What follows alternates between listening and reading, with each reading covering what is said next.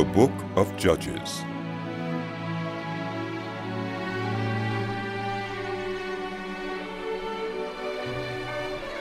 After the death of Joshua, the Israelites asked the Lord, "Who of us is to go up first to fight against the Canaanites?" The Lord answered, "Judah shall go up.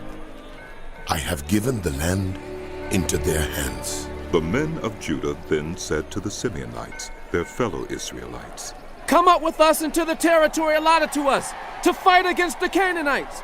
We in turn will go with you into yours." So the Simeonites went with them. When Judah attacked, the Lord gave the Canaanites and Perizzites into their hands, and they struck down 10,000 men at Bezek. It was there that they found Adonai-Bezek and fought against him, putting to rout the Canaanites and Perizzites.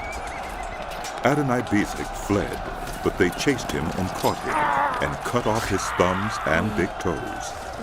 Then Adonai-Bezek said, 70 kings with their thumbs and big toes cut off have picked up scraps under my table.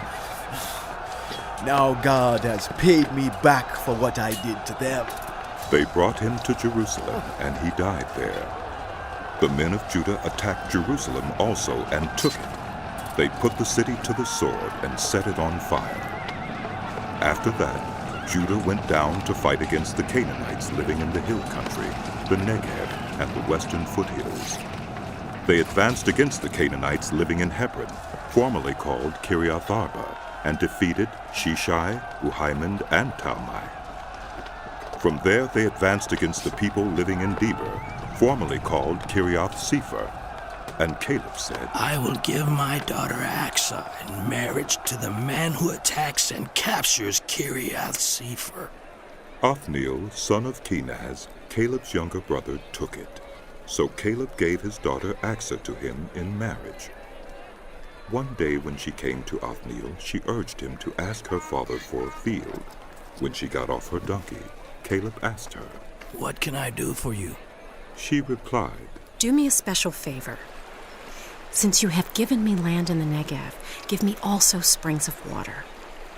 So Caleb gave her the upper and lower springs.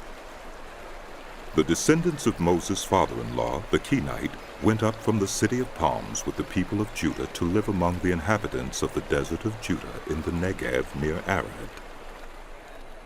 Then the men of Judah went with the Simeonites, their fellow Israelites, and attacked the Canaanites living in Zephath, and they totally destroyed the city.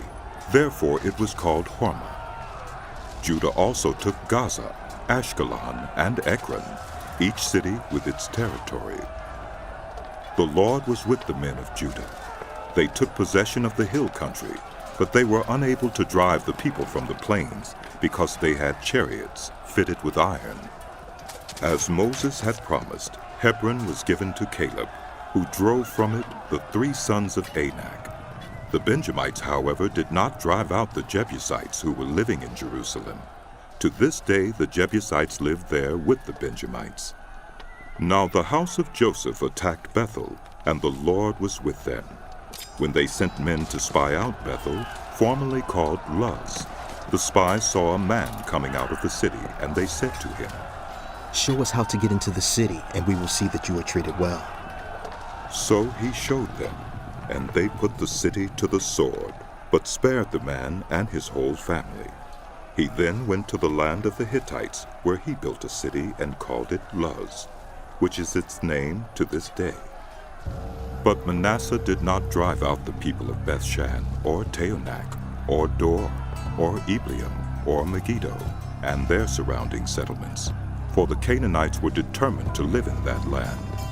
When Israel became strong, they pressed the Canaanites into forced labor, but never drove them out completely. Nor did Ephraim drive out the Canaanites living in Gezer, but the Canaanites continued to live there among them. Neither did Zebulun drive out the Canaanites living in Kitron or Nahalal. So these Canaanites lived among them, but Zebulun did subject them to forced labor. Nor did Asher drive out those living in Akko or Sidon or Aleph or Akzib or Helba or Aphek or Rehob.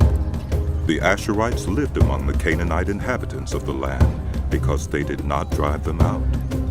Neither did Naphtali drive out those living in Beth Shemesh or Beth Anath. But the Naphtalites too lived among the Canaanite inhabitants of the land, and those living in Beth Shemesh and Beth Anath became forced laborers for them. The Amorites confined the Danites to the hill country, not allowing them to come down into the plain. And the Amorites were determined also to hold out in Mount Heres, Ajalon, and Shaalbim. But when the power of the house of Joseph increased, they too were pressed into forced labor. The boundary of the Amorites was from Scorpion Pass to Selah and beyond.